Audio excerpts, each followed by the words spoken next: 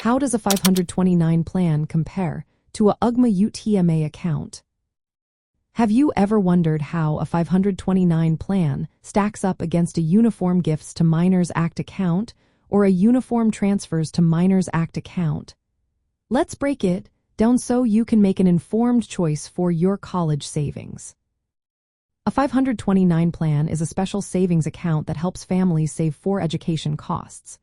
This account is designed for expenses like tuition, fees, room and board, and supplies. One of the best parts: the money grows tax-free, and when you withdraw it for qualified education expenses, it remains tax-free.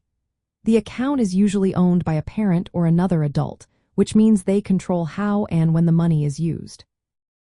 This control continues even when the student becomes an adult. Plus, 529 plans are state-sponsored and can be used at most colleges across the country and even some international institutions. On the other hand, Uniform Gifts to Minors Act and Uniform Transfers to Minors Act accounts are custodial accounts that hold gifts made to a minor. These accounts can include a wider variety of assets, such as stocks, bonds, mutual funds, and even real estate or art in the case of Uniform Transfers to Minors Act accounts. Once the child reaches the age of majority, which is typically 18 or 21 depending on the state, they gain full control of the funds. This means they can use the money for any purpose, not just education. When it comes to taxes, 529 plans are more favorable. The earnings in a 529 plan are not taxed if used for qualified education expenses. In contrast, Uniform Gifts to Minors Act and Uniform Transfers to Minors Act accounts are subject to taxes on unearned income. Additionally, withdrawals from these accounts are not limited to education costs, which can lead to less efficient tax outcomes if the funds are not used for college. Another important factor is how these accounts impact financial aid. For federal financial aid calculations, 529 plans are considered parental assets if owned by a parent.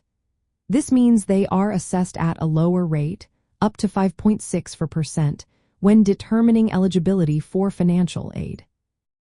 In contrast, Uniform Gifts to Minors Act and Uniform Transfers to Minors Act accounts are considered the student's assets and are assessed at a higher rate, up to 20%. This can significantly reduce the amount of need-based financial aid the student qualifies for. In summary, from the perspective of colleges and universities, 529 plans are generally more advantageous for college savings.